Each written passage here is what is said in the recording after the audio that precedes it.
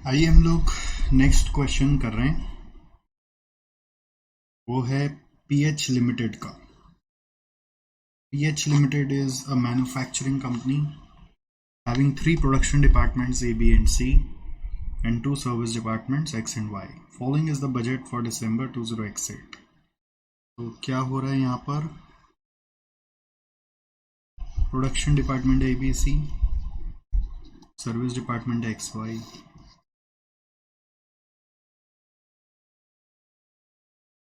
ठीक है,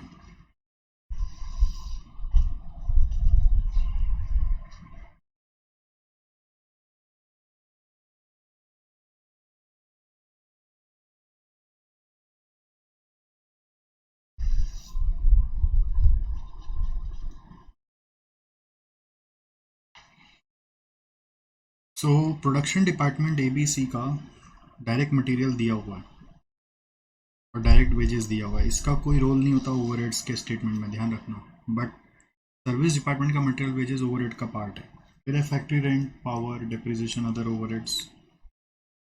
फिर एडिशनल इंफॉर्मेशन में एरिया दिया हुआ है in square feet, capital value of assets दिया हुआ है, मशीन आवर्स है और हॉर्स पावर ऑफ मशीन है। A technical assessment of the apportionment of expenses of service department is as under।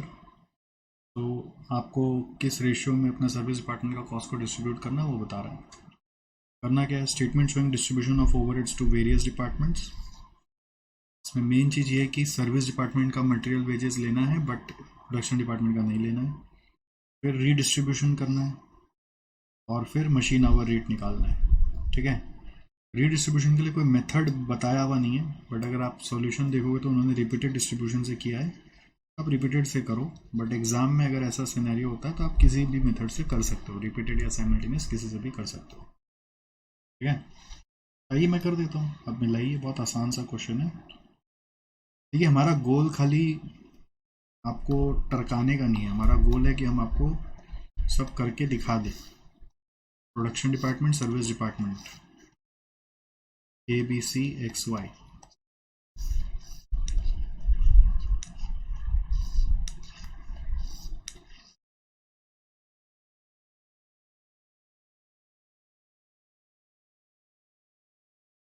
Direct material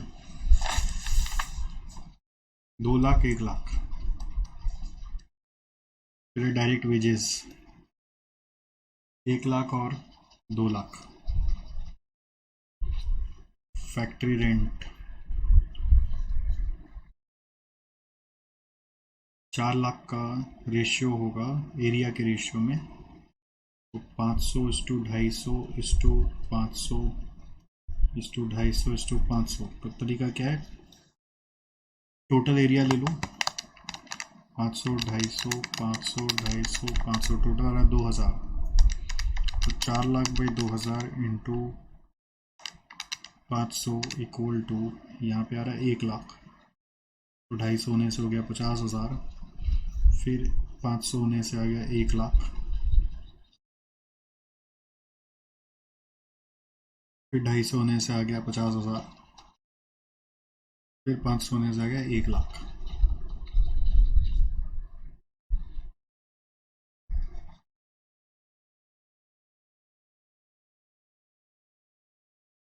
फिर पावर,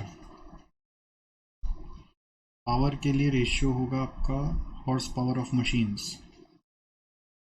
हॉर्स पावर का ratio है 50:40। Horse power होना चाहिए, बट इसमें एक चीज़ बता देते हैं कि ऐसा सम पहले भी आपको कराया हुआ है, बट इंस्टीट्यूट क्या कर रहा है, हॉर्स पावर पे नहीं कर रहा, horse power into machine hours पे कर रहा है। तो इंस्टीट्यूट के हिसाब से करो ना आप एक बार। तो सर अगर हम हॉर्स पावर से कर रहे हैं तो नंबर मिलेगा, हम मैं नहीं बता सकता मिलेगा कि नहीं मिलेगा, ये मैं नहीं बोल सकता। मेरे हिसाब से मिलना चाहिए, बट कौन रिस्क लेगा। तो horse power into machine hours यानी 50 × 1000 है। 50,000 समझो, आप देखो कितना है 50 × 1000। तो 50,000 आ रहा है इस टू 40 × 2000 तो 80,000 आ रहा है इस टू 20 × 4000 करके आ रहा है फिर 80,000। Is to 15,000 is to 25,000.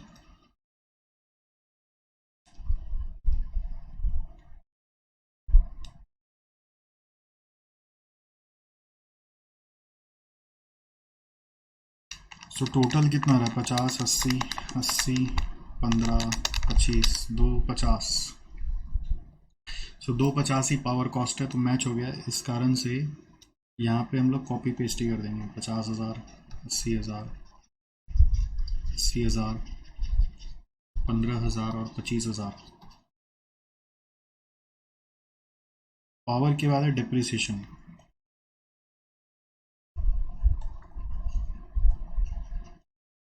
Depreciation में कैपिटल वैल्यू ऑफ एसेट्स लेना है, जो है 20, 40, 20, 10, 10.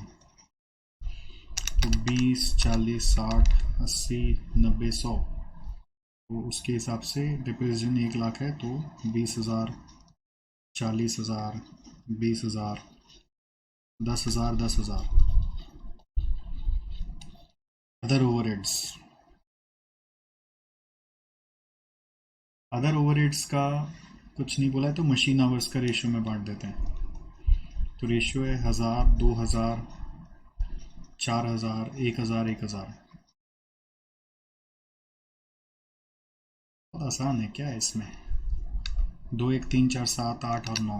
9,000 को बांटो. 9 लाख है, तो 9,000 कैसे बटेगा? 9 लाख बाई 9,000 करके आ गया मल्टीपल्स. तो अकॉर्डिंगली 100 आ रहा है मल्टीपल, तो 1 लाख, 2 लाख, 4 लाख, 1 लाख, 1 लाख. सो इससे आ जाएगा टोटल.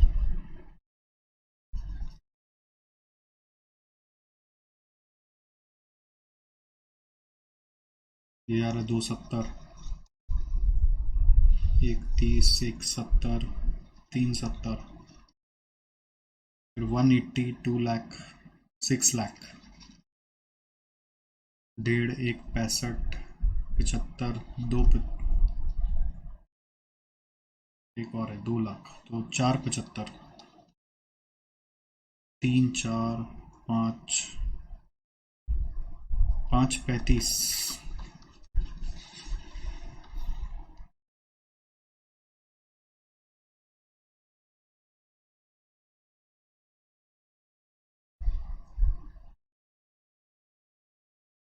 फिर इससे आएगा रीअपोर्शनमेंट.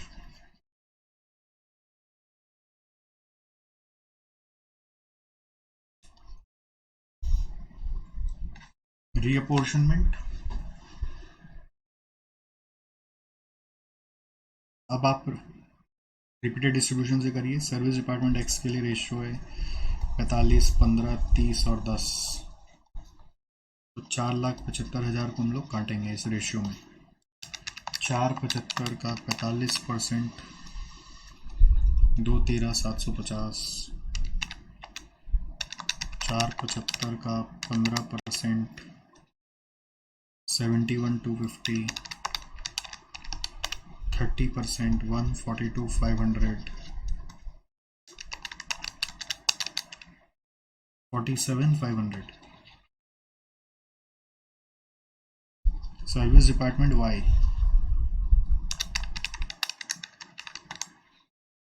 582,500. अब इस अमाउंट को बांटेंगे. रेशियो दिया हुआ है 60, 35, 5. तो 582,500 इंटू 60%, 349,500.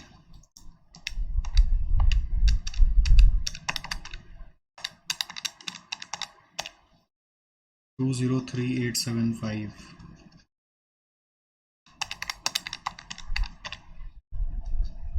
29,125.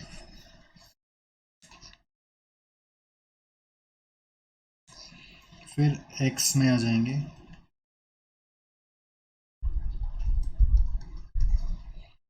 29,125 को हटाकर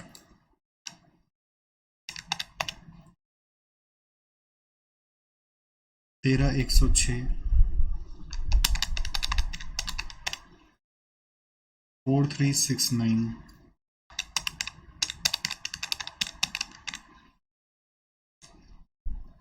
8738 2912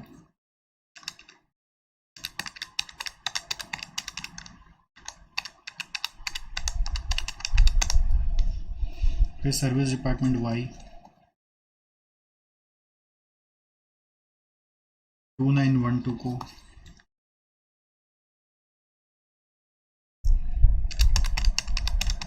60% करने से आ रहा है 1747, ये आ रहा है 1019 और ये आ रहा है 146। फिर सर्विस डिपार्टमेंट एक्स का 146 को निपटा देंगे। 45 15 30 10, तो 146 का 45% है 66, 146 का 15% आ रहा है 22, 30% आ रहा है 44 और यहाँ पे आ रहा है 15 या 14 रुपये। अब सर्विस डिपार्टमेंट वाई में 14 रुपये को हटा दो, 60 और 35 में बांट दो। 14 इंटू 60/95, तो ये 9 है और यहाँ पे 5 आ रहा है। क्वेश्चन में जो डिस्ट्रीब्यूशन ऑफ ओवरहेड्स मांगा था वो फर्स्ट पार्ट आपका ये था, ये पार्ट 1 था। रीडिस्ट्रीब्यूशन मांगा था वो यहाँ से चालू हो गया। थर्ड पार्ट में मशीन आवर रेट मांगा है, तो रीडिस्ट्रीब्यूशन खत्म होने जा रहा है। इसका टोटल किससे हम लोग मशीन आवर रेट निकालेंगे। 270, 213 750, 349 500, 13 106, 1747, 66 और 9, 848 178, 370 71 250, 203 875, 4369 1019 22 और 5, 650 540, 6,142 500, 8738 44, 751 282।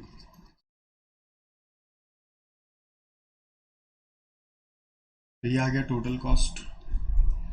मशीन आवर्स से डिवाइड करेंगे, जो है 1000 2000 और 4000 आ जाएगा मशीन आवर रेट। ये एक्चुअली पार्ट 3 अब चालू हो गया।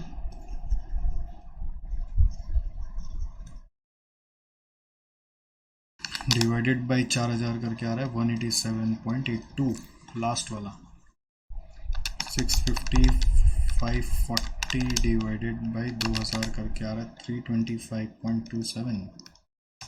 848 178 डिवाइडेड बाई 1000 करके आ रहा है 848.18।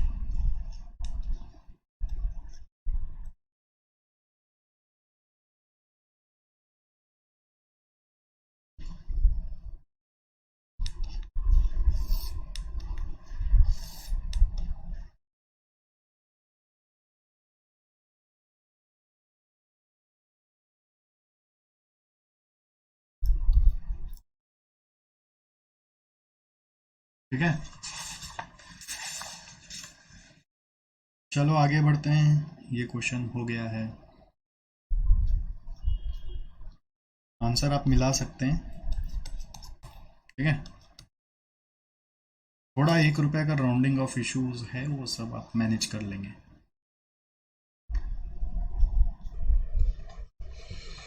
आइए नेक्स्ट क्वेश्चन करते हैं। ये मशीन आवर रेट के ऊपर दिया हुआ है। A machine costing rupees 10 lakh was purchased on 1/4/2021. Life of the machine is 10 years and scrap value is 10,000. So therefore you can say depreciation is 10 lakh minus 10,000 by 10. कितना आता है 99,000। Working hours 4200 है। अच्छा, इसमें और भी था। The total cost of all machines including new one was 90 lakhs। तो इसमें अदर मशीन 80 लाख के और ये हो गया 10 लाख। फिर working hours of the machine मतलब इस नई मशीन का बात हो रहा है, 4200 है including 200 non productive hours, so therefore you can say productive hours is 4000।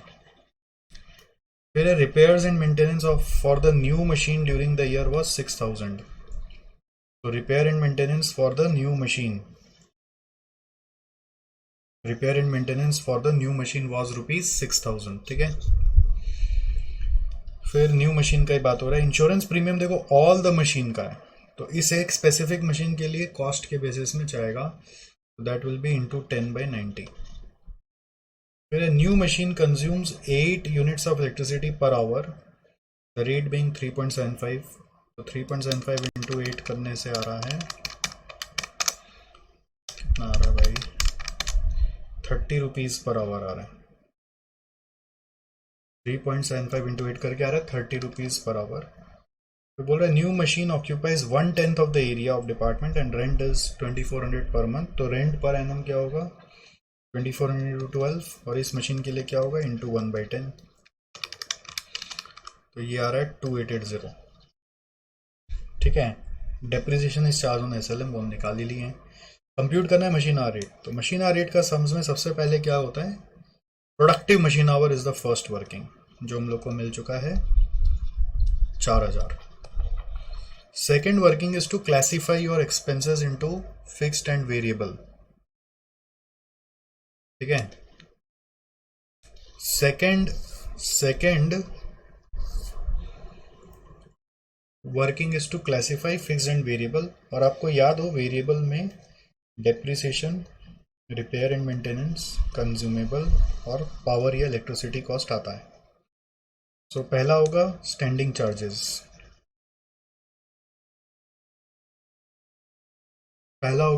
Charges, जिसमें सबसे पहला आएगा आपका स्टैंडिंग चार्जेस में, यहाँ पे ये फिक्स्ड इंश्योरेंस और ये रेंट आपका फिक्स लग रहा है, बाकी सब वेरिएबल है। सो इंश्योरेंस प्रीमियम जो होगा 9000 इंटू 10/90 करके आ रहा 1000, ये रुपीज़ पर आवर, और रेंट 2880, 3880.97। फिर आएगा रनिंग चार्जेस,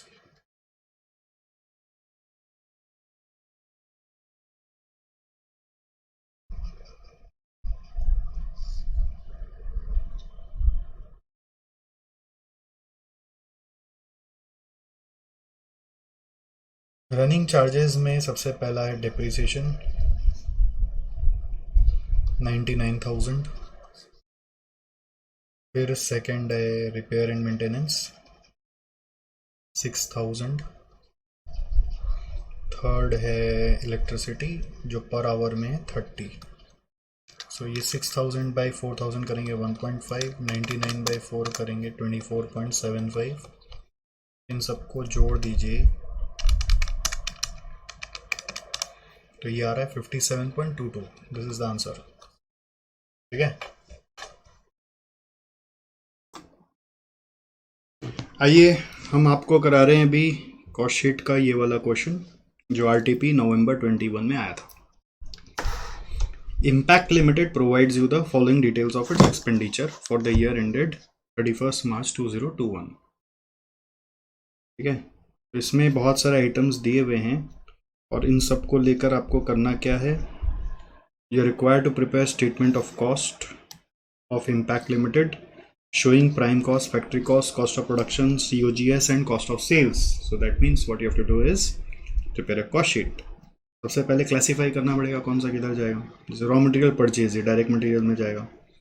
अब GST paid under composition scheme, अगर आपने GST की क्लासेस की अपने सर के साथ तो वो आपको बताएंगे कॉम्पोजिशन स्कीम का जो GST होता है वो रिफंडेबल नहीं होता है, उसका क्रेडिट नहीं मिलता है, उसमें इनपुट क्रेडिट नहीं मिलता है, इसलिए ये आपका कॉस्ट का पार्ट हो जाएगा, डायरेक्ट मटेरियल में जुड़ जाएगा। Trade inverse direct material, trade discount received,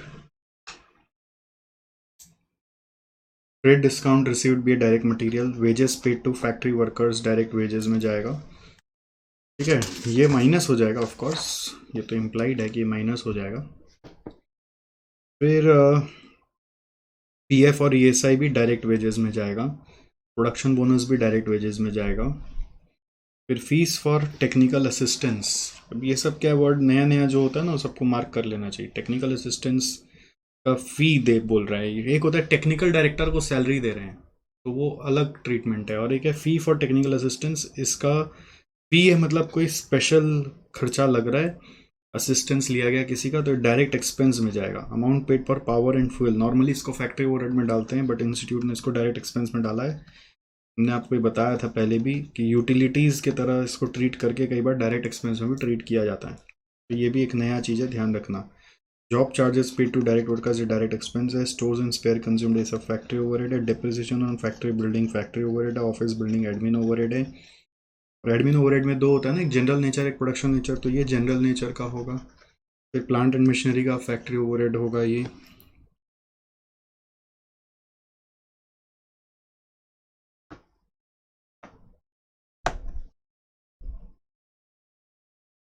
ठीक है। फिर salary paid to supervisors, salary paid to supervisor, salary paid to supervisors, ये आपका फैक्ट्री ओवरहेड में जाएगा। Repairs and maintenance paid for plant and machinery, repairs and maintenance paid for plant and machinery, ये भी factory overhead है। Sales office building का selling overhead है। Vehicles use by directors का रिपेयर एंड मेंटेनेंस, तो ये admin overhead of general nature है। Insurance premium paid for plant and machinery factory overhead है। फैक्ट्री बिल्डिंग का फैक्ट्री ओवरहेड है। क्वालिटी कंट्रोल अलग हेड में डाल देंगे, quality control overhead. Research and development अलग हेड में डालेंगे, R&D overhead. Expenses for admin of factory work, तो ये admin overhead of production nature हो गया। फिर salary paid to functional managers, functional managers मतलब एक पर्टिकुलर डिपार्टमेंट के जो हेड होते हैं उनको फंक्शनल मैनेजर बोलते हैं हम लोग। प्रोडक्शन कंट्रोल का सैलरी जा रहा है तो admin overhead of production nature, ठीक है। इसमें मन क्या होता है, प्रोडक्शन कंट्रोल का सैलरी है मतलब आप बोल देते हैं कि ये फैक्ट्री ओवरहेड में जाएगा, रॉन्ग हो जाएगा। तो ये admin overhead of production nature में हम लोग को डालना है, ठीक है। ये सब नया नया चीज़ को मार्क करो। Finance and account admin overhead of general nature, ये selling overhead. Salary paid to general manager is admin overhead of general nature, general manager general nature. फिर packing cost for primary packing, तो primary packing आपका अलग से आता है। Secondary packing का selling overhead है, ये रीडिस्ट्रीब्यूशन के लिए जो है वो सेलिंग ओवरहेड है।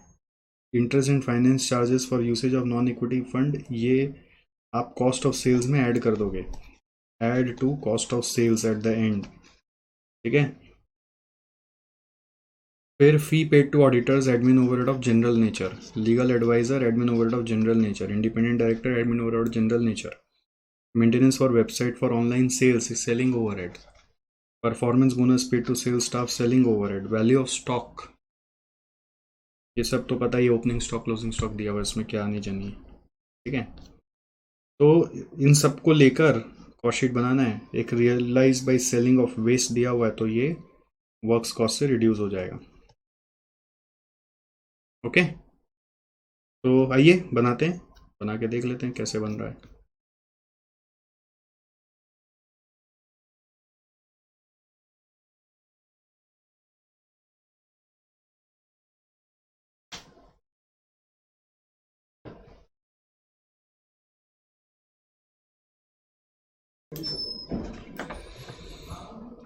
सोल्यूशन टू क्वेश्चन नंबर आप लिख लो, RTP लिख लो, आप जो भी लिखना है लिख लो।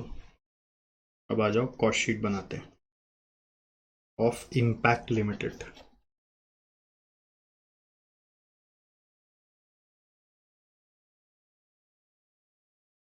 डायरेक्ट मटेरियल कंज्यूम्ड में पहला है रॉ मटेरियल परचेज्ड, जो है 500 लाख। फिर देखो आप GST पेड, ये इनर कॉलम में चल रहा है, ठीक है, अंडर कॉम्पोजिशन स्कीम। ये है 10 लाख। फिर है फ्रेट, ये है 5, 20, 600। लेस करना होगा ट्रेड डिस्काउंट 10 लाख। ऐड होगा ओपनिंग स्टॉक 9 लाख। अब क्वेश्चन से देखो, यहाँ से छाप क्यों रहे हो। Less closing stock 5, 60। तो ये सब माइनस करके कितना आ रहा देखो।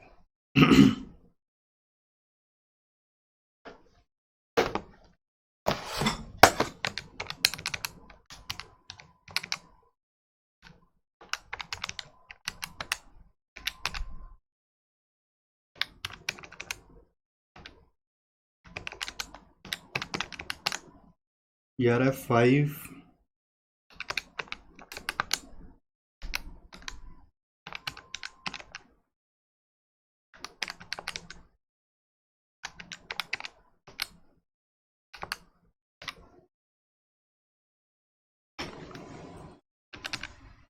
गड़बड़ बटन दबा दिया।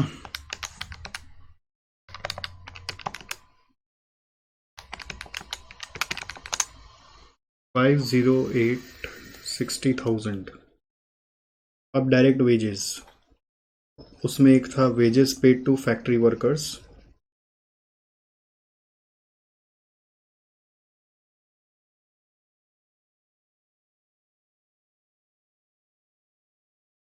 Wages paid to factory workers था आपका 15-20। कंट्रीब्यूशन का है 190।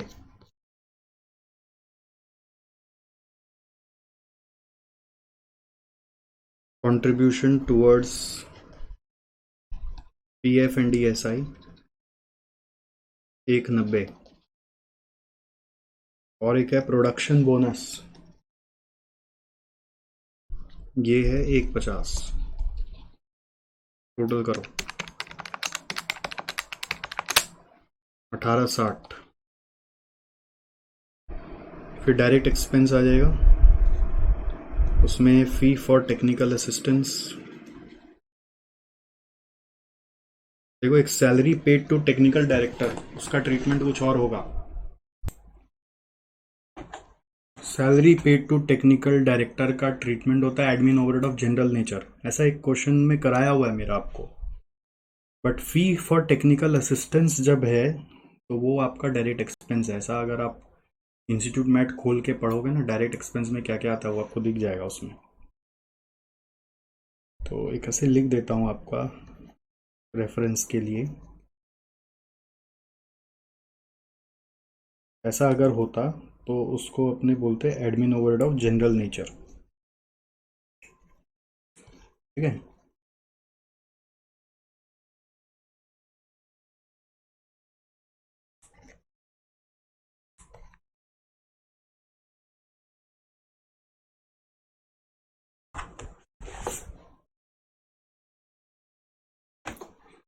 तो fees for technical assistance is 1,12,000। Amount paid for power and fuel वो दिया हुआ है 2,62। Job charges to job workers, ये सब सम करके समझ में आ जाता है कि क्या चीज़ का क्या ट्रीटमेंट। हालांकि इसमें से बहुत सारा आइटम पहले भी पुराने क्वेश्चन में रिपीट हुआ है, वैसा देखने में लगता है, बट एक आध आइटम अलग था इसलिए हमने सोचा अलग से करा देते हैं। तो ये आ रहा है 824। इन सबको ऐड करके आएगा प्राइम कॉस्ट,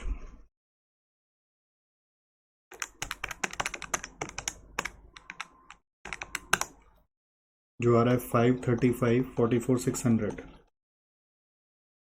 फिर है वर्क्स ओवरहेड या फैक्ट्री ओवरहेड्स।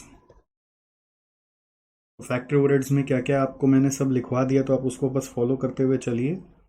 सबसे पहला आ रहा है स्टोर्स एंड स्पेयर कंज्यूम्ड। तो बार बार ऊपर नीचे नहीं करना चाह रहा हूँ, इसलिए मैं आपको बोल रहा हूँ अपने आप देखो, मेरे सामने तो बुक खुला हुआ है। 1,10,000।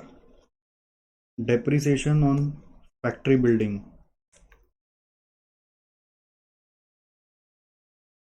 64,000।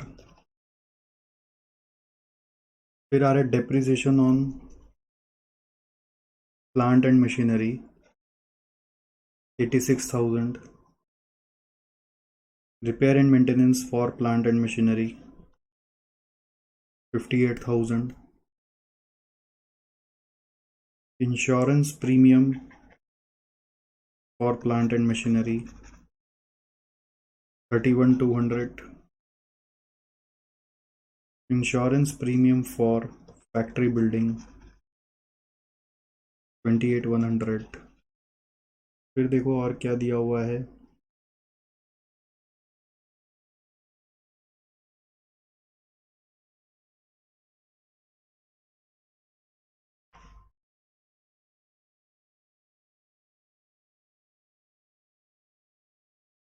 एक छूट गया है, सैलरी पेड टू सुपरवाइजर्स, जो है 1,20,000। सबको जोड़ के ले आई।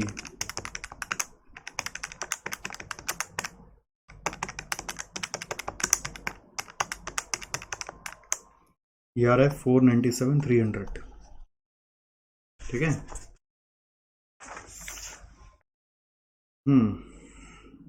अब आएगा ऐड ओपनिंग WIP। आप इसका टोटल भी ले सकते हो, ग्रॉस फैक्ट्री कॉस्ट, बट वो उतना भी जरूरी नहीं है। फिर आ रहा है add opening WIP which will be 4 lakh, less closing WIP which will be 2.5 lakh.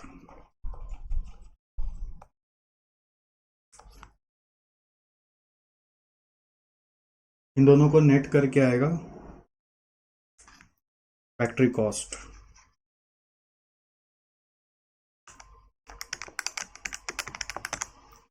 647,300। अब आप माइनस कर सकते हैं scrap, but as per format पहले क्वालिटी कंट्रोल ओवरहेड अपने डाल देते हैं। आप कॉस्टशीट का फॉर्मेट अगर रिकॉल कर पा रहे हैं, क्वालिटी कंट्रोल ओवरहेड कितना रुपया था आप देखो, क्वालिटी कंट्रोल 25,000। फिर है R&D ओवरहेड 48,200। फिर है admin overhead of production nature,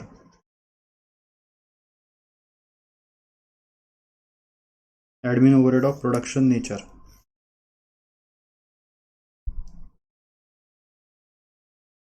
admin overhead of production nature में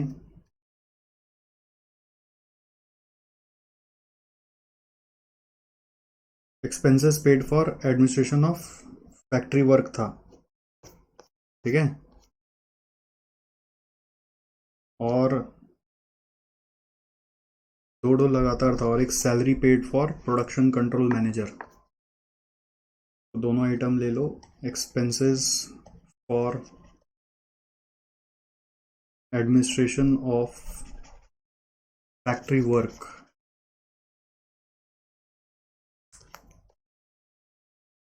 जो है 1,38,000।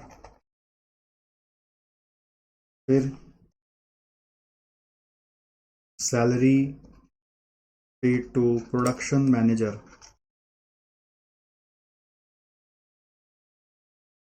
जो है 4,80,000।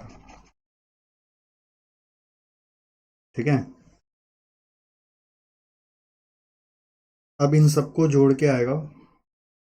अच्छा, इसमें और ऐड होगा, लेस कर दो आप स्क्रैप रियलाइजेशन, लास्ट में दिया हुआ था ना,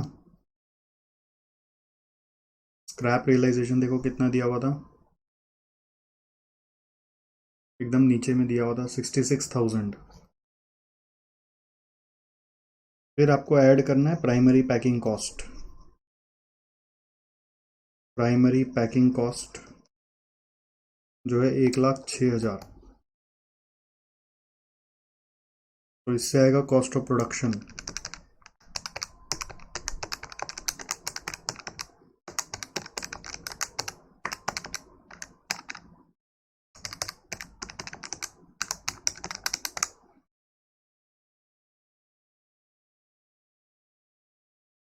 मेरा ये टोटल रॉन्ग हो गया एक्चुअली।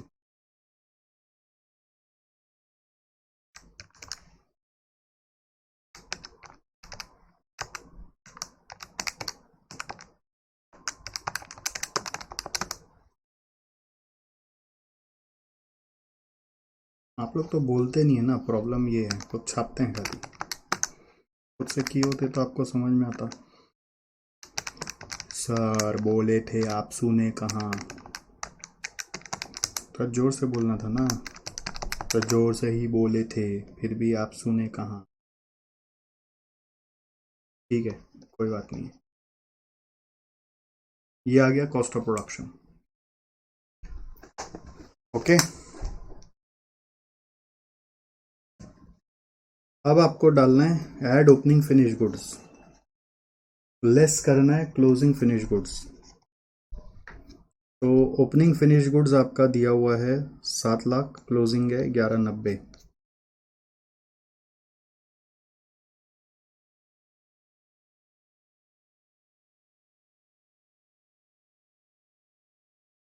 तो इससे आ गया cost of goods sold.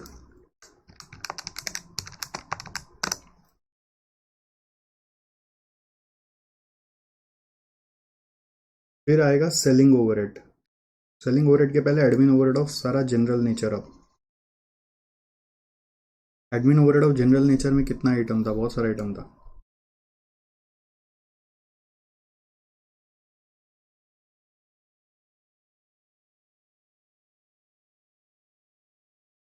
Depreciation on office building,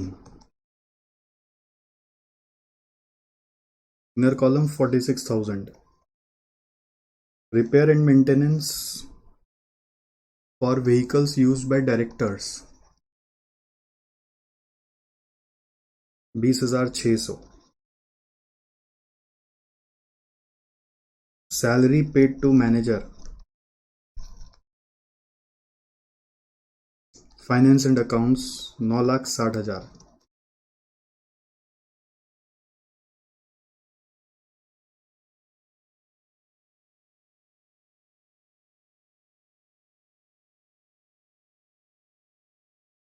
salary paid to general manager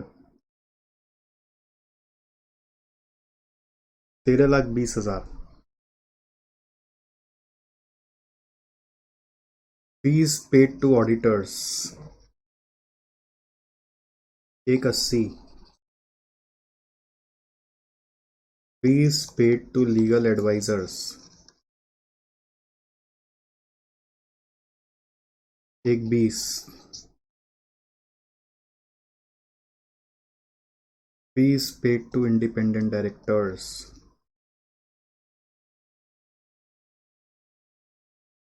240।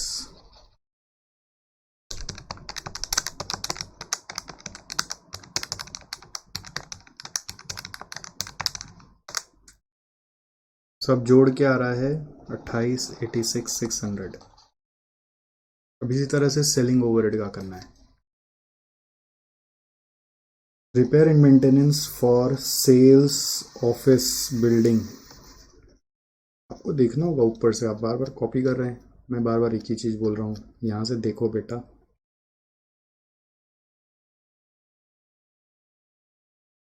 फिर है सेलिंग ओवरहेड का, सेल्स एंड मार्केटिंग का salary, salary paid to sales and marketing manager. इसका अमाउंट तो लिखा ही नहीं, इसका अमाउंट है 50,000। फिर salary to sales and marketing manager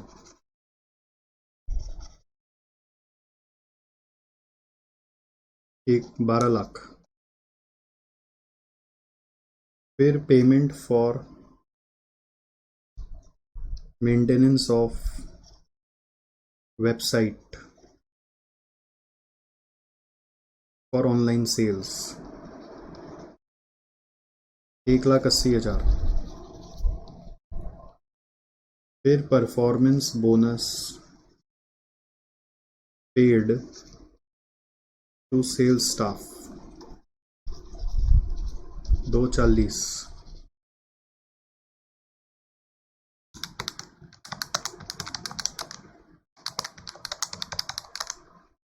सब मिला के आ रहा है 1670। ठीक है, एक और था पैकिंग कॉस्ट फॉर रीडिस्ट्रीब्यूशन अब इंस्टीट्यूट का सॉल्यूशन में क्या किया है, पैकिंग कॉस्ट को ना अलग से दिखा रहा है। मेरे को लगता नहीं अलग से दिखाने का ज़रूरत है, आप यहीं पे दिखा दीजिए, एक ही बात है। तो ये हो गया आपका कॉस्ट ऑफ सेल्स। 1782 को अगर हम जोड़ देंगे 2886,600 और 544,33,100 से, तो ये बन के आ रहा है 591,01700। और इसी में अब add last interest and finance charges जो है 3.5 लाख। 594,51,700।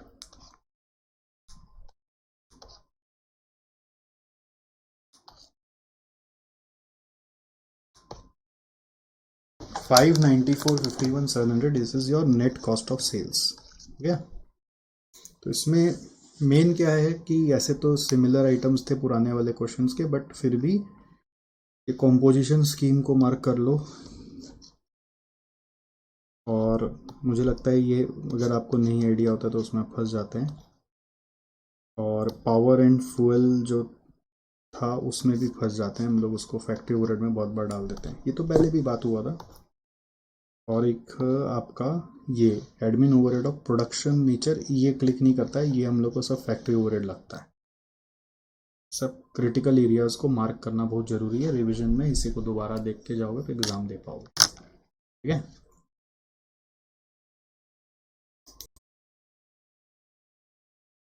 आइए हम लोग कर रहे हैं नेक्स्ट क्वेश्चन।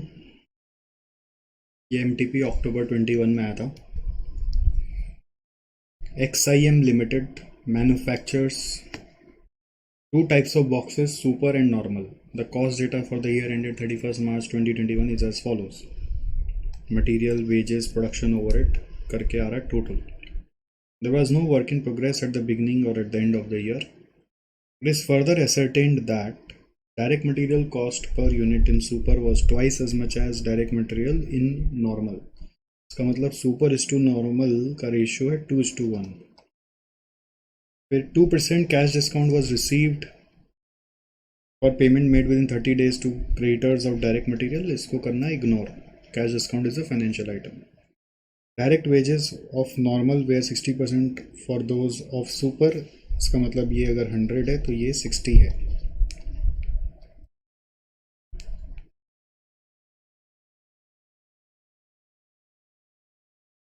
फिर production overhead per unit was at the same rate for both types of boxes, दोनों का रेट सेम है, इसका मतलब क्या हुआ 1:1 है। फिर admin overhead is 200% of direct labour for each type, 200% of direct labour for each type. फिर selling cost was 1 rupee per super type. Production and sales during the year were as follows.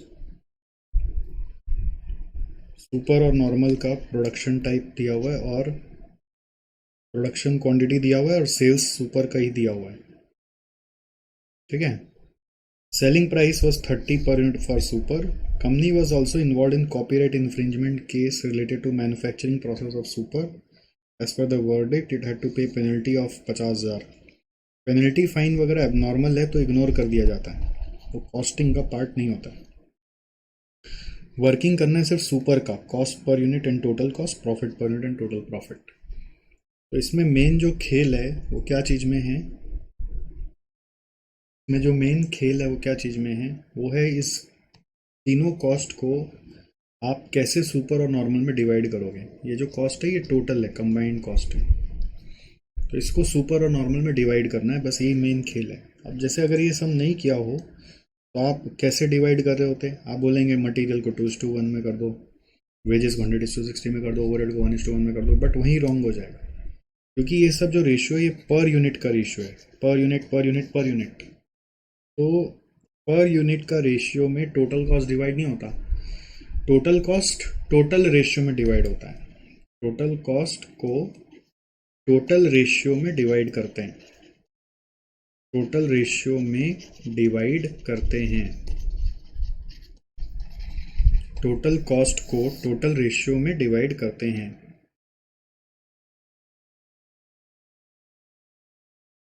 ठीक है, तो note number 1 अभी material cost को divide करते हैं।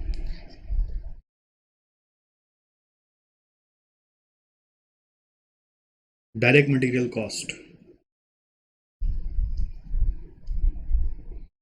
तो direct material ratio is per unit ratio, per unit is 2:1। Total cost कैसे आएगा? डायरेक्ट मटेरियल कॉस्ट मतलब होता है मटेरियल पर यूनिट जितना लगेगा मल्टीप्लाइड बाय यूनिट्स प्रोड्यूस्ड, तो यही होगा total. Material ratio per unit का मालूम है, यूनिट्स प्रोड्यूस मालूम है, which is equal to 60,000 is to 1,80,000, तो 60:180 आया। दोनों को मल्टीप्लाई करके डायरेक्ट मटेरियल कॉस्ट आएगा 120:180, यानी 2:3। 62 जा और 63 जा।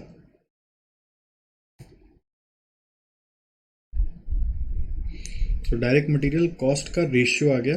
अब इस रेशियो से आप सुपर का और नॉर्मल का शेयर निकाल सकते हो। सुपर में कितना होगा? 12 लाख है, इंटू 2/5, 480, और यहाँ पर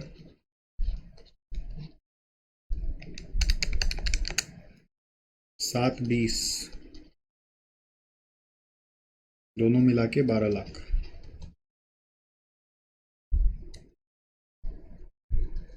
note 2, direct wages cost. Direct wages में same, direct wages per unit multiplied by units produced, तो direct wages per unit is equal to 100:60 है, यूनिट्स प्रोड्यूस्ड है फिर 60:180। डायरेक्ट वेजेस कॉस्ट कितना होगा? 6,000 आ रहा है और यहाँ पे आ रहा है 10,800। इससे एक रेशियो बन जाएगा,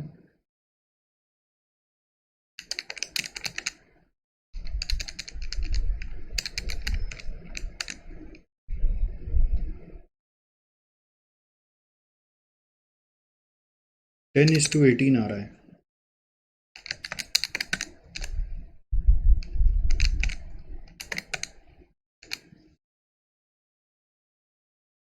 ठीक है,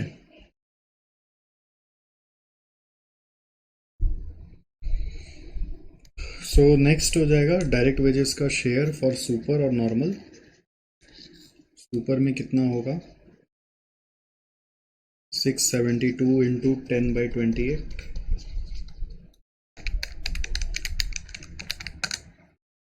2,40,000। नॉर्मल का कितना होगा बचा हुआ? ऐसे तो नॉर्मल का जानने का दरकार ही नहीं है, क्वेश्चन तो सुपर का ही पूछा है। फिर नोट 3, डायरेक्ट वेजेस कॉस्ट के बाद प्रोडक्शन ओवरहेड। प्रोडक्शन ओवरहेड में production overhead per unit is 1:1, units produced is 60:180। Production overhead cost is equal to 60:180। तो सुपर का कितना होगा? टोटल प्रोडक्शन ओवरहेड कितना दिया हुआ है देखो, 288 दिया हुआ है, इंटू 60/240,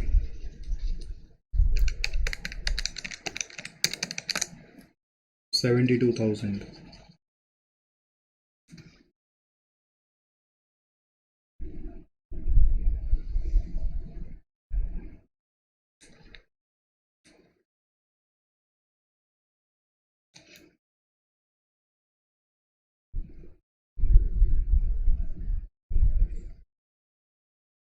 ठीक है,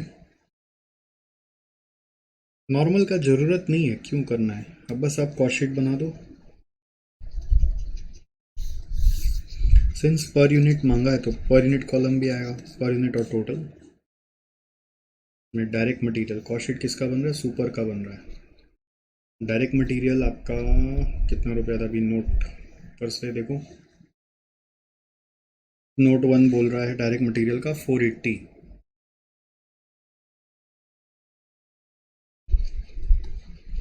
डायरेक्ट वेजेस का 240, तो यूनिट्स अपने को मालूम है ना 60,000 है, तो उसके हिसाब से रेट आ जाएगा 8 रुपया और 4 रुपया।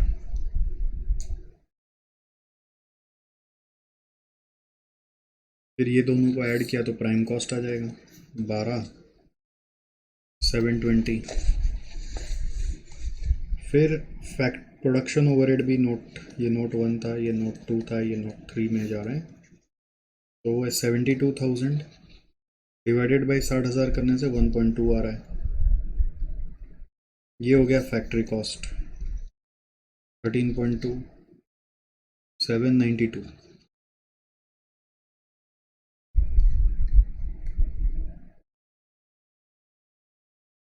ठीक है, अब इसके बाद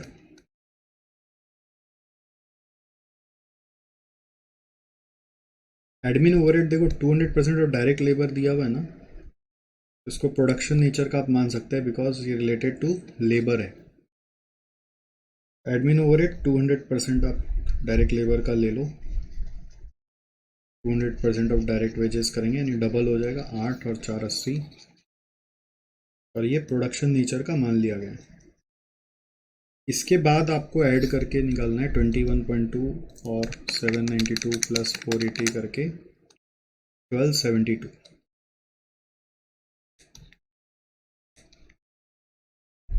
तो ये आ गया कॉस्ट ऑफ प्रोडक्शन। फिर लेस क्लोजिंग स्टॉक।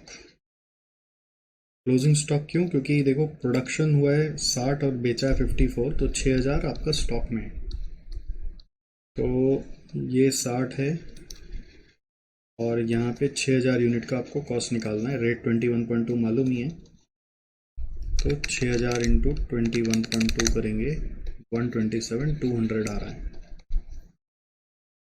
ये माइनस करिए, ये आ रहा है 1144 800। रेट 21.2 ही रहेगा, माइनस करके जीरो मत कर देना। कॉस्ट ऑफ गुड्स सोल्ड आ गया 54,000 यूनिट्स का।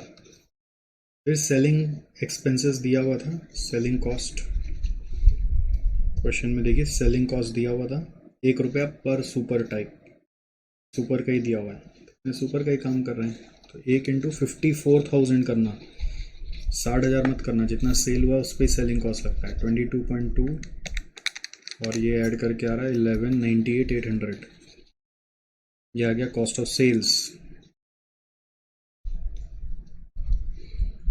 फिर इसके बाद प्रॉफिट होगा और इसके बाद होगा सेल्स।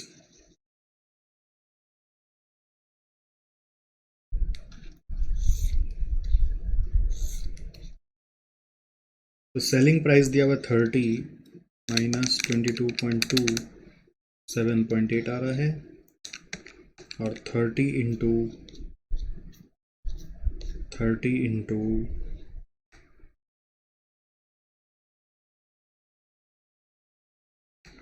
54,000 करेंगे,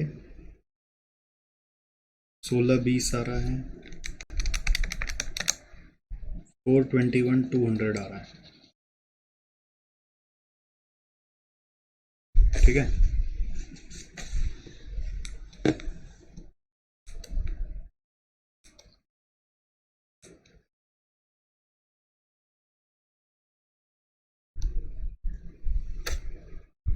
ओके, तो ये क्वेश्चन भी खत्म हो गया।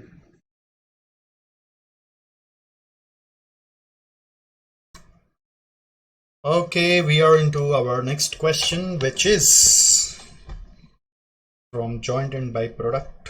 चलिए इसको अच्छे से करते हैं।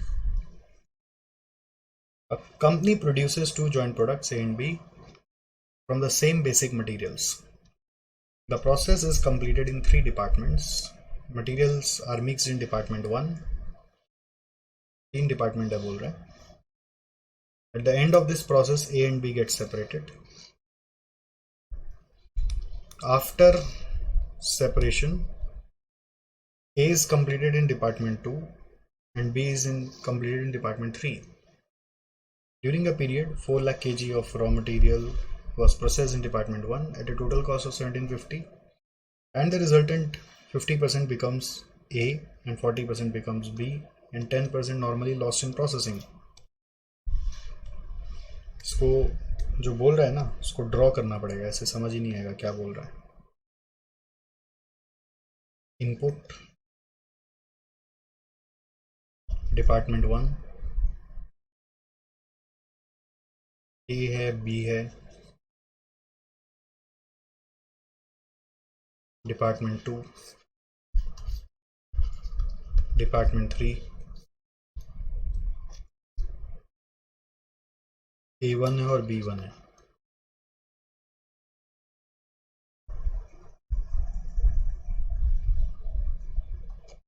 इनपुट में 4 lakh kg of raw material बोला है. टोटल कॉस्ट बोल रहा है 17,50,000 एंड द रिजल्टेंट बोल रहा है 50%, 10% नॉर्मल लॉस हो जाता है, 50% बन जाता है ये, तो 4 लाख का 50% हो गया 2 लाख, और 40% बन जाता है ये, तो ये हो गया 160. ठीक है, यहां तक बोला सारा. ए एंड बी सेपरेट होता है डिपार्टमेंट 1 में, और फिर डिपार्टमेंट 2 में जाता है ये, डिपार्टमेंट 3 में जाता है बी. 4 लाख kg डाला, total cost 1750, 50% becomes A, 40% becomes B and 10% normally lost. फिर बोला डिपार्टमेंट 2 में 1/5 of quantity receive from 1 is lost in processing, and then A is further processed in department 2 at a cost of 2,60,000. So department 2 का क्या बोल रहा है, इसमें further normal loss हो रहा है 20%. तो 20% होने के कारण 40,000 माइनस होगा तो 1,60,000.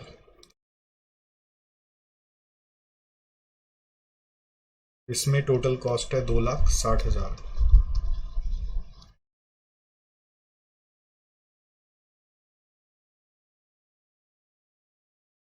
फिर department 3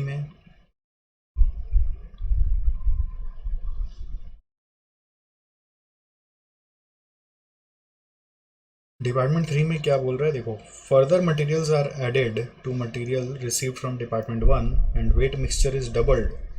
there is no quantity loss in department 3. Further processing cost with material cost is 3 lakh. यहाँ पे और मटेरियल ऐड करते हैं, टोटल कॉस्ट पड़ता है उसका 3 लाख, और ये क्वांटिटी बन जाता है डबल, 3,20,000. ठीक है. फिर बोल रहे हैं details of sales during the said period where A का बेचा 1.5 लाख, बी का बेचा 3 लाख, सेलिंग प्राइस है 10 और 4. तो सेलिंग प्राइस यहाँ पे आपको बता रहा है 10, यहाँ पे 4. क्वांटिटी जो बेचा वो आपको बता रहा है. फिर there were no opening stock. If these products are sold at split off, the selling price of A would be 8 and B का 4. यहाँ पे बोल रहा है सेलिंग प्राइस 8, यहाँ पे बोल रहा है सेलिंग प्राइस है 4. 8 और 4.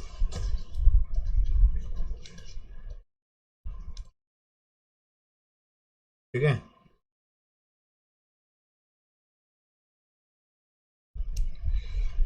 तो इसके हिसाब से अब हम आगे बढ़ेंगे. पहला सवाल क्या पूछ रहे हैं लोग, prepare a statement showing apportionment of joint cost in proportion of sales value at split off point. Joint cost को बांटना है. जॉइंट कॉस्ट कितना है 1750. Apportionment of joint cost. Joint cost जब बढ़ता है ना, क्वांटिटी प्रोड्यूस में बढ़ता है. किसमें बढ़ता है, क्वांटिटी प्रोड्यूस में. तो अपॉर्शनमेंट ऑफ जॉइंट कॉस्ट के लिए पहले जॉइंट कॉस्ट मालूम होना चाहिए. 17,50,000, और इसके बाद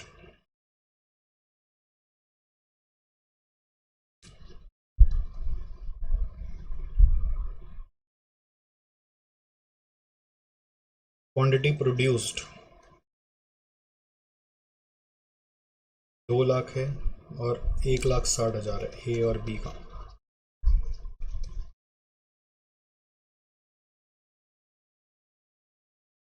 selling price at split off point 8 है और 4 है, तो sales value at split off 16 lakh है और 640 है. So therefore share of joint cost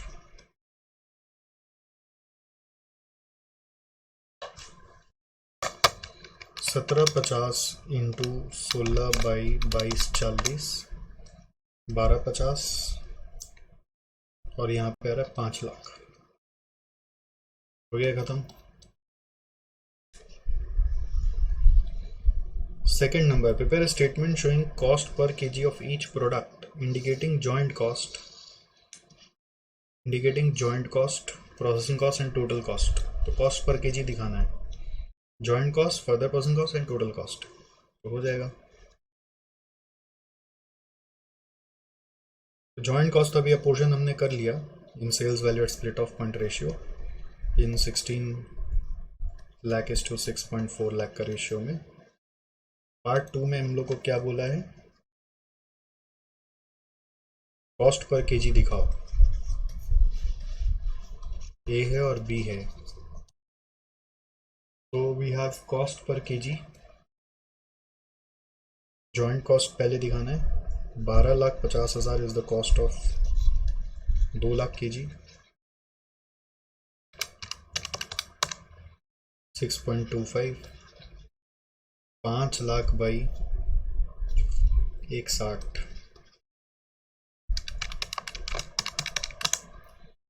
3.125. ठीक है.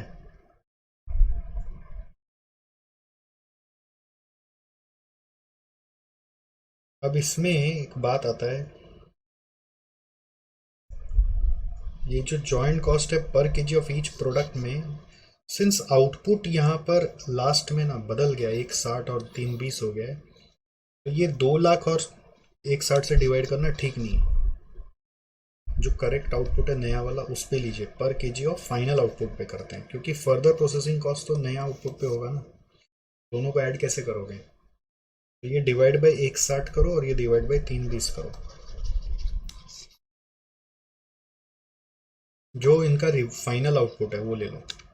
तो 1250 बाई 160 7.8125, 5 लाख बाई 320 1.5625.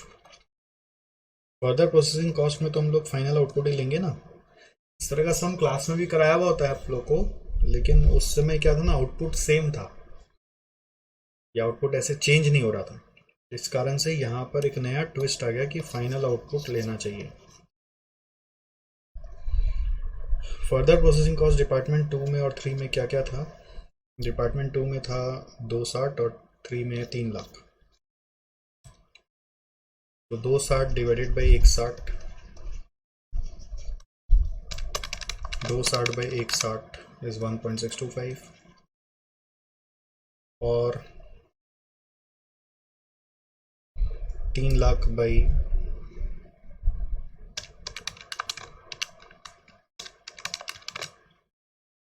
320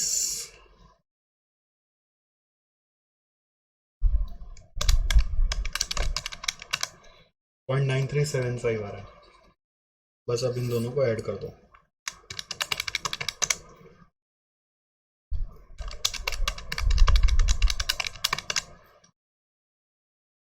ये हो गया टोटल कॉस्ट.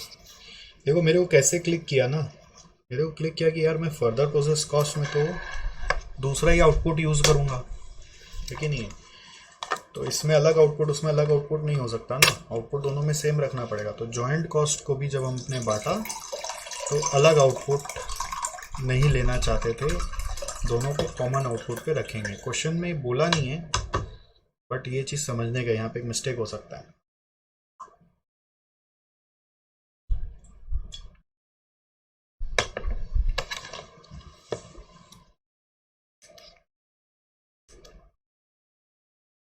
आगे बढ़ते हैं. पार्ट 3. पार्ट 3 में आ जाओ.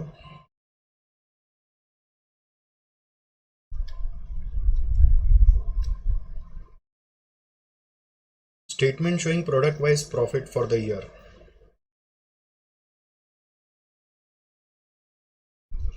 प्रोडक्ट ए है और प्रोडक्ट बी है. आउटपुट 160 और 320. ये फाइनल आउटपुट है, ठीक है. बट सेल्स हो रहा है 150 और 3 लाख. तो प्रॉफिट हमेशा इसी पे आएगा. इसका मतलब क्लोजिंग स्टॉक आ रहा है 10,000 और 20,000 का, ठीक है. तो बेस्ट तरीका क्या होता है प्रॉफिट निकालने के लिए? सेल्स रेवेन्यू ले लीजिए आप. Selling price after further processing है 10 और 4, तो 10 के हिसाब से 15 लाख, 4 के हिसाब से 12 लाख. और दूसरा टोटल कॉस्ट, यानी कि कॉस्ट ऑफ प्रोडक्शन या कॉस्ट ऑफ सेल्स बोल दीजिए आप. कॉस्ट ऑफ सेल्स उसका रेट है 9.4375 के हिसाब से 9.4375 इंटू 1.5 लाख. ये आ रहा है 14,15,625. और यहाँ पे है 2.5 इंटू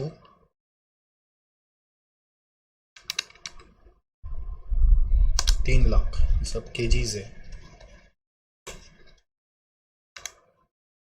7.5 लाख.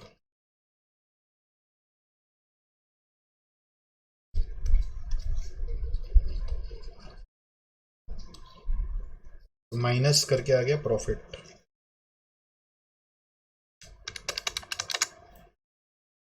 साढ़े 4,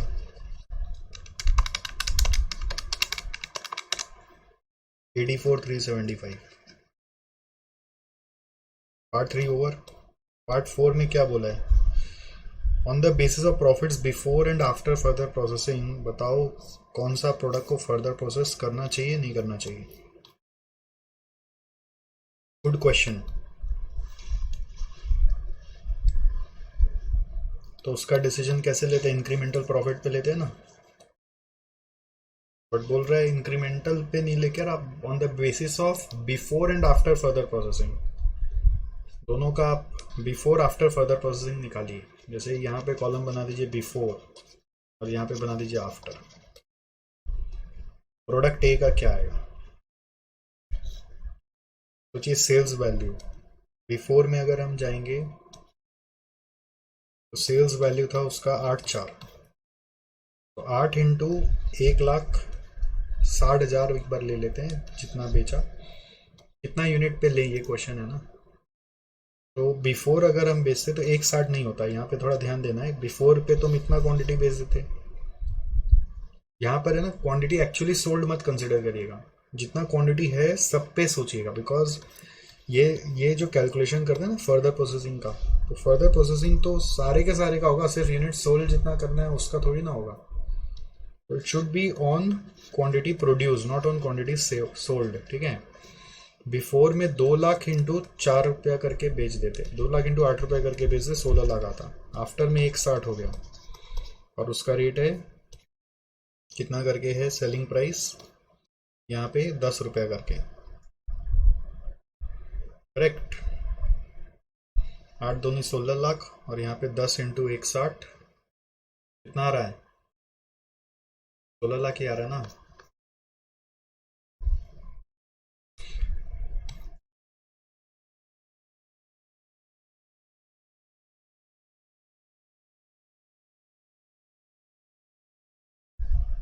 फिर लेस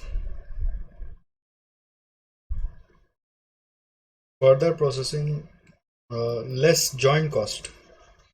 जॉइंट कॉस्ट चाहे बिफोर बेचो चाहे आफ्टर बेचो तो लगना ही है. वो कितना है? 12.5 और 5, सॉरी 12.5 लाख है. एक अगर हम बात करें चाहे बिफोर हो चाहे आफ्टर हो, जॉइंट कॉस्ट उतना ही रहेगा. लेस फर्दर प्रोसेसिंग कॉस्ट जो डिपार्टमेंट 2 का है वो सिर्फ आफ्टर वाले में लगेगा. वो डायग्राम में मैंने लिख दिया था, वो था 2,60,000. यहाँ पे देखो 2,60,000. तो यहाँ पर आपकी प्रॉफिट बन रही है 3.5 लाख की. बट यहाँ पे प्रॉफिट कितने की बन रही है? 16 माइनस 12.5 माइनस 260, 90,000 की.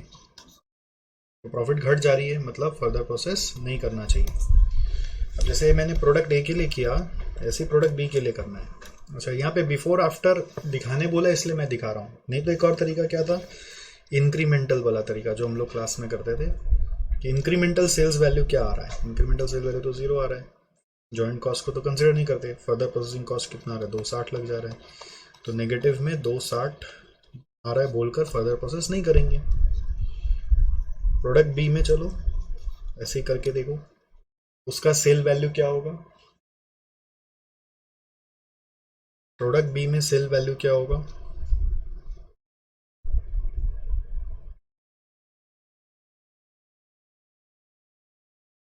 एक 60 इंटू 4 और यहाँ पे 3 20 इंटू 4, ठीक है, तो 640 और 3 20 इंटू 4 करके 1280, फिर लेस जॉइंट कॉस्ट उसका भी अगर आप लेंगे तो वो था 5 लाख, और लेस फर्दर प्रोसेसिंग कॉस्ट जो डिपार्टमेंट 3 में लग रहा है,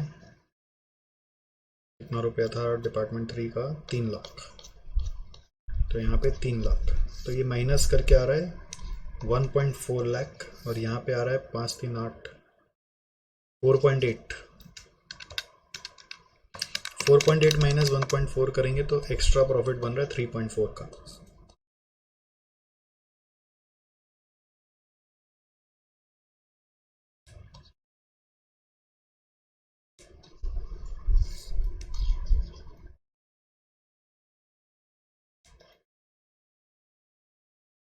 समझ में आ रहा आपको बातचीत, हिसाबदारा?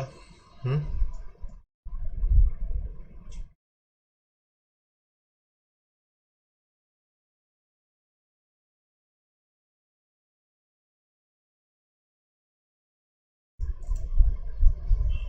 आई hope you are able to understand.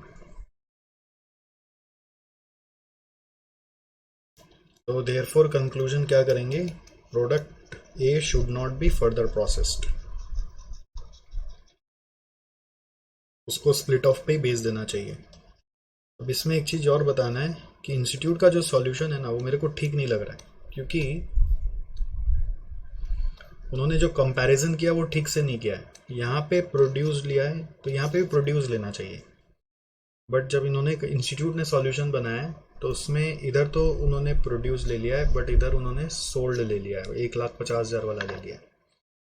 ठीक है, तो मैं दिखा देता हूँ, आप देखो यहाँ पर इन लोगों ने वर्किंग जो किया है ना, ये ठीक है, दिस इज़ ओके, इंस्टीट्यूट ने जो किया है, और यहाँ पर ये भी ओके बिफोर वाला, बट इधर ये मेरे को ठीक नहीं लग रहा है, I am not sure about this, क्योंकि वो कॉपी कर दिया, ये इसको ही कॉपी कर दिया, तो which is wrong according to me, this should be not used here, because यहाँ पे प्रोड्यूस्ड है तो यहाँ पे भी प्रोड्यूस लेना चाहिए, और पूरा प्रोड्यूस पे ही फर्दर प्रोसेसिंग का डिसीजन होता है, और ये वाला तो प्रॉफिट ऑन सोल्ड है, तो it should be on produced. ये मैं बस लिख के छोड़ दे रहा हूँ, आप अपना लिख के रख लीजिए, ऑन क्वांटिटी प्रोड्यूस्ड, बट वो क्वांटिटी सोल्ड वाला चिपका दिया यहाँ पर, तो मेरे को रॉन्ग लग रहा है। अब किया हुआ इंस्टीट्यूट का तो बस आपको बता दिया, मुझे ठीक नहीं लग रहा है इसलिए मैं नहीं बता सकता कि यही करो, गलत चीज़ नहीं बोलूँगा मैं कभी भी, ठीक है, तो ये क्वेश्चन भी हो गया। Okay, next question, contract costing में है हम लोग। यहाँ पे क्या करना है, नोशनल प्रॉफिट निकालना है और एस्टिमेटेड प्रॉफिट निकालना है। बोल रहा है degree of completion is 80%। So total expenditure up to date दिया हुआ है, फर्दर एक्सपेंसेस दिया हुआ है, कॉन्ट्रैक्ट प्राइस दिया हुआ है, वर्क सर्टिफाइड दिया हुआ है, अनसर्टिफाइड दिया हुआ है, और कैश रिसीव दिया हुआ है। सो सबसे पहला देयरफॉर नोशनल प्रॉफिट हम लोग निकालेंगे। Notional profit is equal to, कैसे निकालते हैं, work certified which is equal to 489,600, फिर है work uncertified which is 30,200 less cost up to date which is equal to 4 lakhs। so ये आ गया notional profit, 489,600 plus 3,200 minus 4 lakh 119,800। फिर होगा estimated profit which is equal to contract price minus estimated total cost which is equal to cost up to date फिर आता है further expenses, estimated further expenses. फिर आता है अगर अलग से कंटिजेंसी दिया हो तो वो contract price is 544, cost up to date is 4 lakh, फिर एस्टिमेटेड फर्दर एक्सपेंसेस इज 22,000। तो ये आ रहा 122। ठीक है, डन डन, मौजा ही मौजा, मौजा ही मौजा।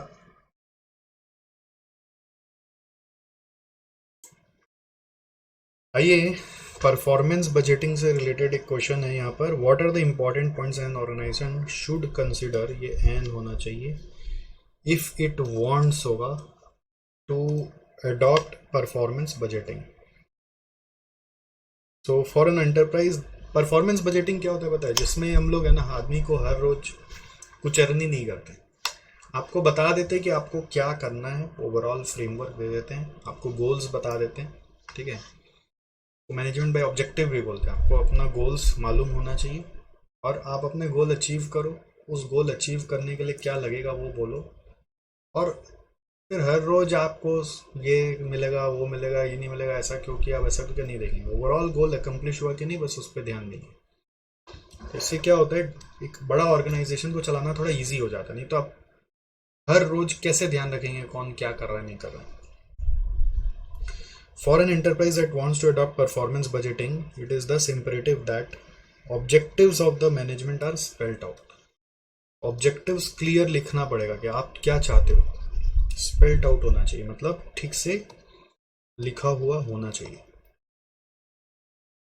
Second number, objectives are then translated into specific functions, program, activities, tasks for different levels of management within the realities of fiscal constant. Fiscal मतलब financial जो आपका परमिट करता है उसके हिसाब से आपका ऑब्जेक्टिव को डिफरेंट टास्क, एक्टिविटीज, प्रोग्राम्स में कन्वर्ट करो। तो translate objectives into specific work. जैसे ऑब्जेक्टिव हो सकता है ना कि we have to grow our brand reputation, ठीक है, दैट्स एन ऑब्जेक्टिव, बट उस ऑब्जेक्टिव को पाने के लिए क्या करना पड़ेगा, सेल्स बढ़ाना होगा, कस्टमर सेटिस्फेक्शन रेट बढ़ाना होगा, कस्टमर का रिटेंशन बढ़ाना होगा। तो स्पेसिफिक क्या क्या करना पड़ेगा, keeping in mind our financial limitation. तो यही बजट का बात आ गया। बजट माने रुपया पैसा का बात, तो रुपया पैसा को ध्यान में रखते हुए आपको अपना प्लान्स बनाना है, keeping in mind the budget, keeping in mind the financial limits. ठीक है, थर्ड क्या है कि अब वो लोग जो ऑब्जेक्टिव के लिए काम करेंगे उनको चेक भी तो करना पड़ेगा ना, वो कर पाए कि नहीं। इसलिए आपको कैसे पता चलेगा कि आपको अपना ब्रांड रेपुटेशन बढ़ाने को मिला कि नहीं मिला, तो उसको मेजर करने के लिए कुछ यार्ड स्टिक्स होना चाहिए, realistic and acceptable norms.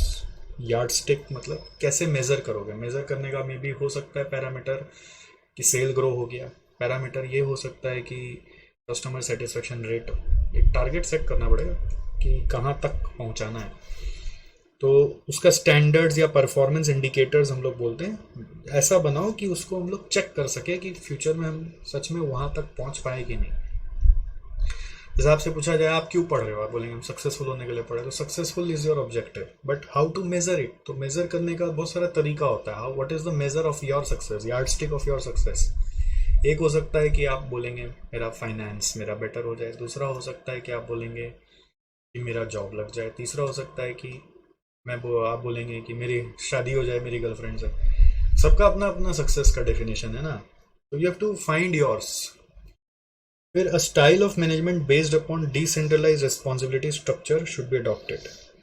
Style of management based upon decentralised responsibility structure should be adopted. Preferred रहता है जब आप, अच्छा यहाँ पे एक लिख लेते हैं, यार्ड स्टिक चाहिए मेज़र करने के लिए कि वो लोग अपना काम जो हम बोले वो कर पा रहे कि नहीं, और बोले डिसेंट्रलाइज हो तो बेटर होता है, वहाँ पे परफॉर्मेंस बजटिंग अच्छा काम करता है। मतलब आप अपने आदमी लोग को हर समय कंट्रोल मत करो, डिसेंट्रलाइज मतलब हर समय कंट्रोल मत करो, let them do their job. हाँ, आप डिसेंट्रलाइज मतलब एकदम छोड़ दो उनके ऊपर, वो नहीं होता। आप टाइमली रिपोर्टिंग लेते रहो, अकाउंटेबिलिटी रखो, ध्यान रखो क्या कर रहे हैं। और लास्टली वही आ गया ना, accounting and reporting system should be developed, otherwise क्या होगा, सब चीज़ छोड़ दोगे तो गड़बड़ हो जाएगा। To facilitate, should be developed to facilitate होगा, facilitate monitoring, analysis and review of actual performance in relation to budgets. तो एक वर्ड में लिख देता हूँ, अकाउंटेबिलिटी रखनी पड़ती है। कैसे ध्यान रखोगे, ट्रैक रखना पड़ेगा, वरना तो उनको लगेगा कि बस मालिक बस एक बार बोल दिया ये करना है और फिर कोई किया नहीं। तो इसलिए accountability is also very important. ये पॉइंट्स याद रखा जा सकता है, ईजी है। वो क्या क्या चीज़ चाहिए, एक ऑब्जेक्टिव चाहिए, first point objective, second point उसको ट्रांसलेट करना पड़ेगा, थर्ड पॉइंट में यार्डस्टिक चाहिए, यार्डस्टिक ऐसा रखना कि जो अचीवेबल हो, रियलिस्टिक हो, एक्सेप्टेबल होना चाहिए। फोर्थ नंबर डिसेंट्रलाइज स्ट्रक्चर रखो, फिफ्थ नंबर अकाउंटेबिलिटी सिस्टम रखो, नहीं तो आदमी को छोड़ दोगे तो वो तो कुछ करेगा नहीं। तो परफॉर्मेंस बजटिंग में यूनिकनेस क्या होता है कि यहाँ पर हम लोग आदमी लोग को बोलते हैं कि देख मेरे को ये चाहिए और ये चाहिए बस, आपको उसके लिए क्या रुपया चाहिएगा और उसके लिए कितना एक्टिविटीज़ होगा वो सब के ऊपर प्लान करो और फिर आप करके दिखाओ। ऐसे ही बड़े बड़े ऑर्गेनाइजेशन चलते हैं। ये सब के ऊपर फाइनल में बहुत डीप में बात होता है, अभी इतना तक आपके लिए काफ़ी है। ओके, आप एक कीवर्ड्स जो मैंने लिखा है उसको याद करने पे ध्यान दीजिए, आपका काम हो जाएगा। ओके, चलिए मिलते हैं।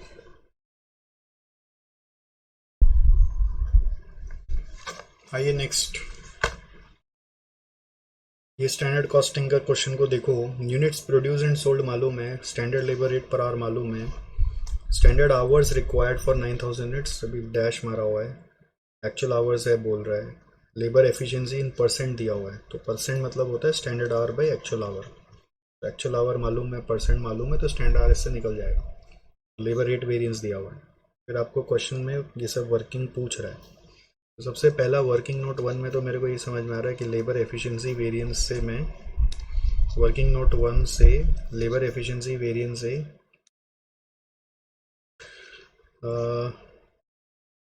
मैं सबसे पहला, चलो लेबर एफिशिएंसी वर्किंग नोट 1 नहीं लिखकर मैं पार्ट 2 लिख देता हूँ। पार्ट 2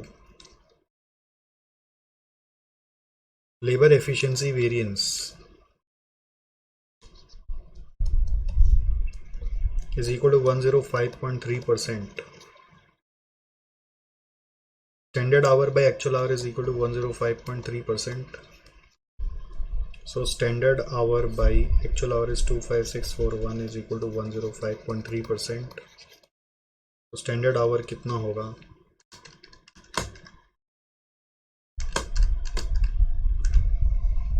27,000 आ रहा है। तो ये पार्ट 2 हो गया। अब एक्चुअल रेट निकालने के लिए मेरे पास है ना, लेबर रेट वेरिएंस है, उसमें एक्चुअल रेट यूज होता है, आपको याद हो, है ना। तो अपने लेबर रेट वेरिएंस कैसे बोलते हैं, standard rate minus actual rate into actual our. तो अपने को देखो स्टैंडर्ड रेट मालूम है, एक्चुअल रेट निकालना है, एक्चुअल आवर भी मालूम है। पार्ट 1 के लिए we can use labour rate variance. Labour rate variance is 153,846 adverse. So standard rate minus actual rate into actual hours is minus 153,846.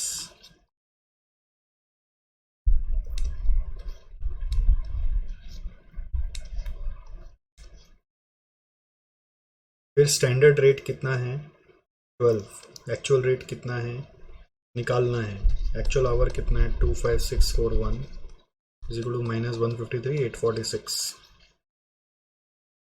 तो इससे देखो एक्चुअल रेट क्या आएगा, 153,846 डिवाइडेड बाई 25641, ये आ रहा है 6। 12 minus actual rate is equal to minus 6। So therefore actual rate is equal to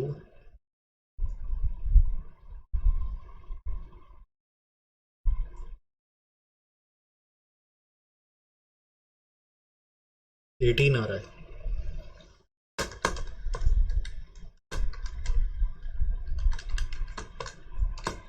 ठीक है, तो दिस इज योर 18 रुपीज़। अब लेबर एफिशिएंसी वेरिएंस निकालना है, इसके लिए चाहिए स्टैंडर्ड आवर और एक्चुअल आवर। स्टैंडर्ड आवर आ चुका है, स्टैंडर्ड आवर है हमारा 27,000, एक्चुअल आवर दिया हुआ है 25641 इंटू स्टैंडर्ड रेट जो है 12 रुपये।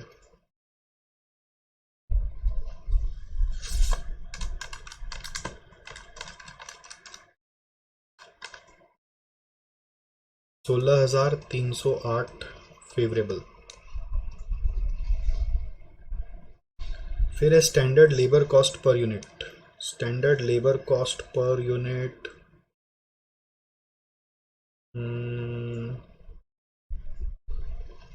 देखो, standard labour cost per unit निकालने का तरीका, आपका स्टैंडर्ड आवर्स आपको मालूम है 27,000, तो 27,000 आवर में आपका कॉस्ट क्या पड़ेगा, 12 रुपये के हिसाब से टोटल कॉस्ट आ जाएगा। Now divided by 9,000 to get the cost for 1 unit, तो ये आ रहा है 36 रुपया। एक्चुअल लेबर कॉस्ट के लिए एक्चुअल आवर ले लो 25641 इंटू एक्चुअल रेट कर दो 18 डिवाइडेड बाई एक्चुअल यूनिट है 9,000। तो देखो ये कितना आ रहा है 25641 इंटू 18 डिवाइडेड बाई 9,000, ये आ रहा है 51.282।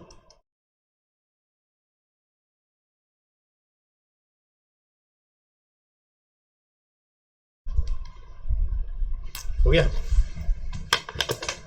इजी है। बस खाली ये एफिशिएंसी वेरिएंस देने के बजाय जो रेशियो दिया हुआ, अगर ये नहीं पता हो तो क्रैक नहीं होगा। ओके, तो ये क्वेश्चन भी हो गया। आइए हम नेक्स्ट क्वेश्चन कर रहे हैं, और ये क्वेश्चन है आपका मटेरियल कॉस्टिंग से जुड़ा हुआ, रीऑर्डर लेवल से जुड़ा हुआ विद सेफ्टी स्टॉक। चलो देखो इसमें क्या था, yearly production of a companies product which is a study market is 40,000 units. ध्यान रखना है प्रोडक्ट का है, ये एनुअल कंजम्पशन नहीं है, प्रोडक्ट का बात हो रहा है, it's annual of product. Each unit of a product requires 1 kg of material. ठीक है, अब एक यूनिट के लिए 1 kg लगता है। फिर the cost of placing 1 order for raw material is 1000। तो अच्छा, पहले एनुअल रिक्वायरमेंट ऑफ प्रोडक्ट, और एक के लिए अगर 1 kg लगता है तो एनुअल कंजम्पशन आ गया अब रॉ मटेरियल का। A of raw material is same 40,000, क्योंकि एक के लिए 1 लगता है। कॉस्ट ऑफ प्लेसिंग 1 ऑर्डर है ओ। इन्वेंट्री कैरिंग कॉस्ट है 20, तो ये हो गया C. Lead time for procurement of raw material है तो वो है 36 डेज, ये एवरेज लीड टाइम माना जाएगा, एवरेज। और सेफ्टी स्टॉक भी दिया हुआ है 1000 kg। ठीक है, एवरेज लीड टाइम दिया हुआ, कुछ नहीं बोलता है तो लीड टाइम जो दिया है एवरेज है। फिर company is able to negotiate the following discount structure with the following raw material, with the raw material supplier up to 6,000, 6,001 से 8,000। तो ये सब क्वांटिटी अगर एक ऑर्डर में आप ऑर्डर करोगे तो डिस्काउंट मिलेगा। कैलकुलेट द री order point ROL considering 30 days in a month. इसका फॉर्मूला भी होगा safety stock plus average lead time into average rate of consumption. ये वाला फॉर्मूला यूज करना पड़ेगा क्योंकि सेफ्टी स्टॉक दिया हुआ है। दूसरा, prepare a statement showing total cost of procurement and storage of raw material. Total cost of procurement मतलब total ordering cost, storage of raw material मतलब total carrying cost. After considering the discount of the company, discount if होगा यहाँ पे, if the company elects to place 1, 2, 4 और 5 orders in a year. तो अगर साल का रिक्वायरमेंट आपको मालूम है 40,000, उसको एक ऑर्डर में खरीदेंगे तो कितना क्वांटिटी पर ऑर्डर होगा 40,000। अगर 2 में खरीदेंगे तो 20,000 होगा, 4 में खरीदेंगे तो 10,000 होगा, 5 में खरीदेंगे तो 8,000 होगा। State the number of orders which the company should place to minimise the cost after taking EOQ into consideration. तो नंबर ऑफ ऑर्डर्स निकालना है EOQ को कंसिडर करके, मतलब EOQ कैलकुलेट करके फिर नंबर ऑफ ऑर्डर्स निकालो। तो आपको करना क्या, पहले ROL निकालिए, फिर टोटल ऑर्डरिंग कॉस्ट और कैरिंग कॉस्ट निकालिए अंडर 1, 2, 3, 4 सिचुएशंस में, और तीसरा केस में नंबर ऑफ ऑर्डर्स निकालिए EOQ निकालने के बाद। आइए करते हैं, बहुत आसान सा क्वेश्चन है।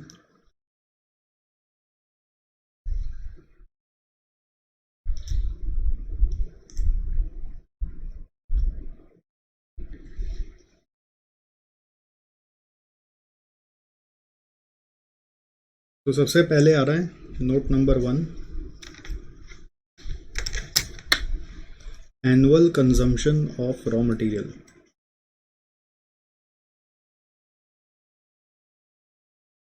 जिसको अपने ए बुलाते हैं, जो का 40,000 जो प्रोड्यूस करना है इंटू उसके लिए जो मटेरियल लगता है 1 kg, तो उससे आ रहा है 40,000। फिर नोट नंबर 2,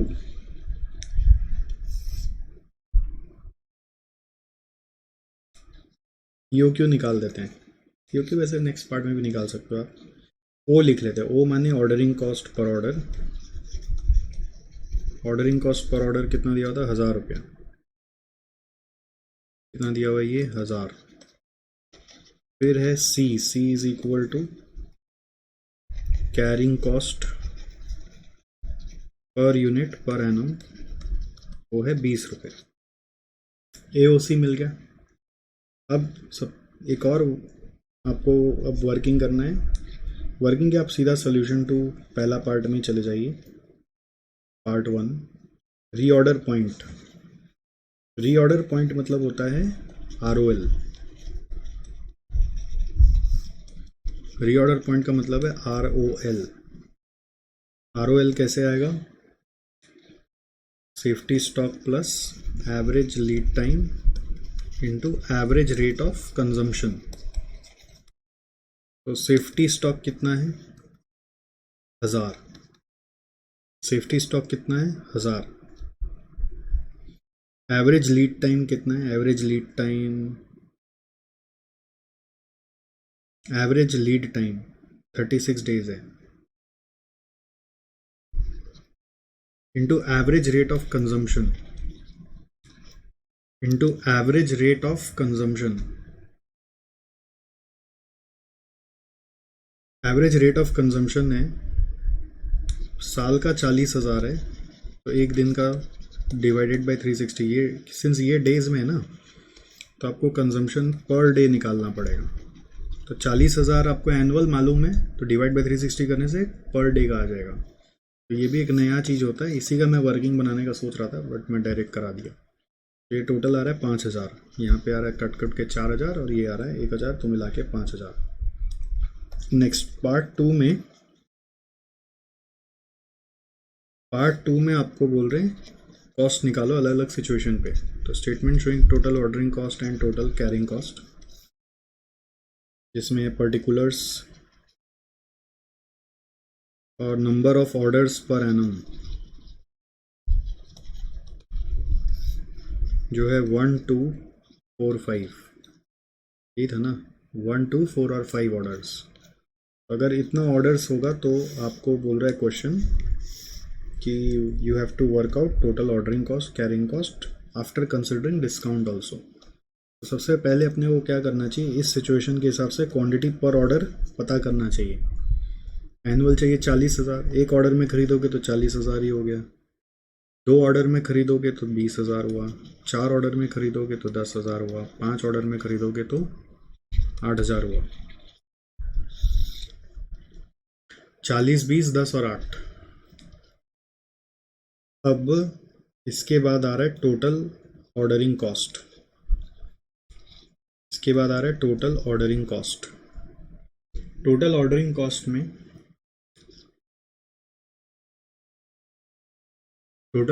कॉस्ट में पर एनम आपको एक ऑर्डर का कॉस्ट पता है 1,000 रुपया पर ऑर्डर। तो इंटू 1 का 1,000, इंटू 2 का 2,000, इंटू 4 का 4,000, इंटू 5 का 5,000। फिर है total carrying cost which is Q/2 into C। तो Q is 40,000 by 2 into C। C है अपना 20। सो काट के आ रहा है 40,000 इंटू 10, 4 लाख। वैसे ही 20,000 Q माने क्वांटिटी पर ऑर्डर, ये Q है, बाई 2 इंटू 20, तो ये आ रहा है 2 लाख। फिर आ रहा है 10,000 बाई 2 इंटू 20, ये आ रहा है 1 लाख। फिर 8,000 बाई 2 इंटू 20, यार 80,000। फिर लेस डिस्काउंट, लेस डिस्काउंट। अब ये नया चीज़ है बस, डिस्काउंट कि 40,000 ऑर्डर किया तो कितना डिस्काउंट मिलेगा, ये वाला 40,000 डिस्काउंट मिलेगा। 40,000 ऑर्डर किया तो 40,000 डिस्काउंट मिलेगा। 20,000 ऑर्डर किया तो यहाँ से देखो 20,000 ऑर्डर किया तो 32,000 डिस्काउंट मिलेगा। 10,000 ऑर्डर किया तो 20,000 डिस्काउंट मिलेगा। और 8,000 ऑर्डर किया तो 8,000 ऑर्डर किया तो 4,000 रुपये का डिस्काउंट मिलेगा।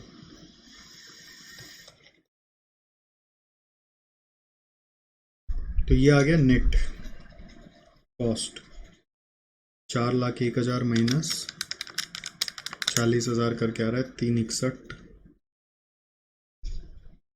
2,02,000 माइनस 32,000 करके आ रहा है 170। 1,00,000 प्लस 4,000 माइनस 20,000 करके आ रहा है 84। 85 माइनस 4 करके आ रहा है 81।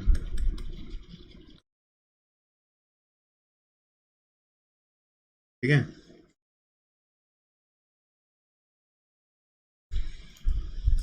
और थर्ड पार्ट पूछा है, part 3,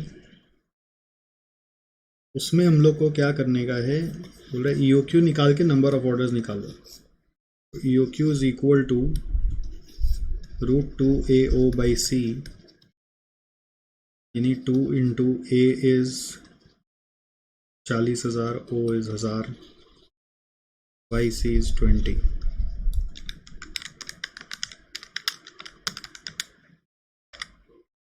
this is equal to 2,000।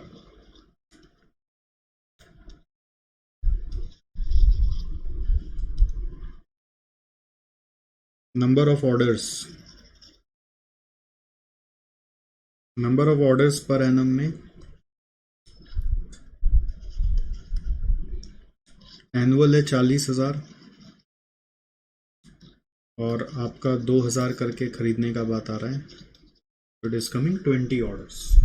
तो 20 ऑर्डर प्लेस करना पड़ेगा अगर EOQ पे जाना है तो। ठीक है।